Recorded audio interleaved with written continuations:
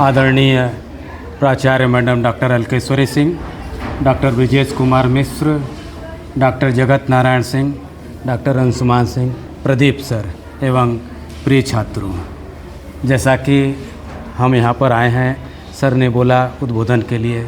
मुख्यतः अंशुमान सर से मैं एक चीज़ कहना चाहता हूँ कि अगर के हमारे वरिष्ठ बोल दिए तो फिर हमारे लिए बोलने के लिए कुछ रह नहीं जाता है। तो संभवतः आपका आदेश है तो मैं इसको आगे बढ़ाता हूँ कि मैं एक प्रश्न आपसे पूछना चाहता हूँ कि सवेरे आप लोग यहाँ आए हैं तो ईमानदारी से बताइएगा, हाथ खड़ा करके, कि इन्होंने हिंदी का समाचार पत्र पढ़ा है आज का। ईमानदारी से हाथ उठाइएगा, पूरा लंबा हाथ उठाइए। पढ़ के आया है? अब इससे ज़्यादा मेरे को कुछ कहना नहीं है,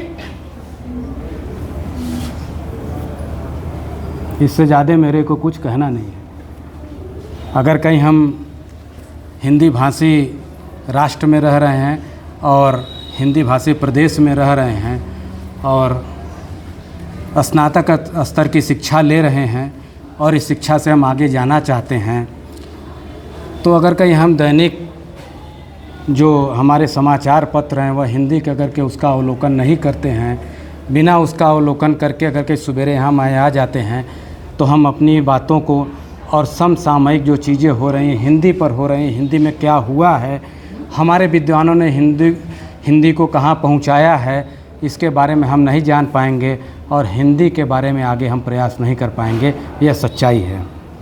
हम लोग बनारस से आते हैं और भागे भागे आते हैं, तमाम समस्याएं होती हैं। जगत सर हमारे यहाँ आते, हम लोग चलते हैं।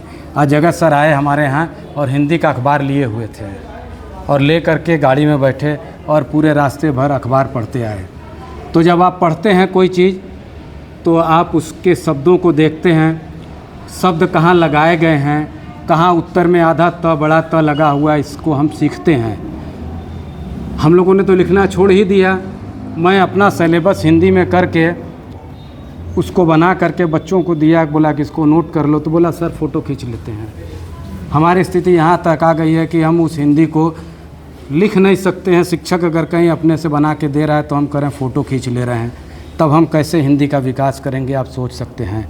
आज का वह दिन है जब हम ईमानदारी से उस पर प्रयास करने के बारे में सोच सकते हैं। मैडम ने बताया कि जब हमारे जो विदेशी हैं वह किस तरह अपनी भाषा को थोप दिए।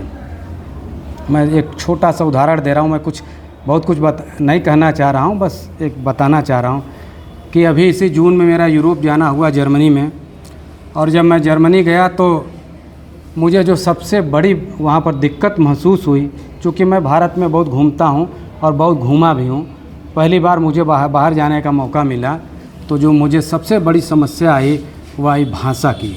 भाषा की समस्या किस कदर आई, मैं अंग्रेज़ी बोल लेता हूँ और अंग्रेज़ी में कहीं भी अपनी बातें रख लेता हूँ, कोई समस्या मेरे को नहीं है। लेकिन जर्मनी में जो समस्या थी मुझे देखने को मिली, कोई जर्मन अपनी भाषा छोड़ के जर्मनी के अलावा न वो अंग्रेज़ी बोलता है, न हिंदी बोलता है, न दूसरी भाषा बोलता है, जबकि वह इतने विकसित राष्ट्र है लेकिन वह अपनी भाषा पे कायम है।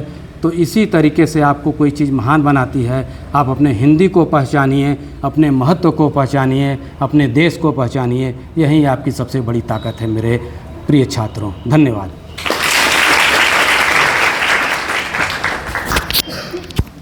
बहुत बहुत धन्यवाद सर।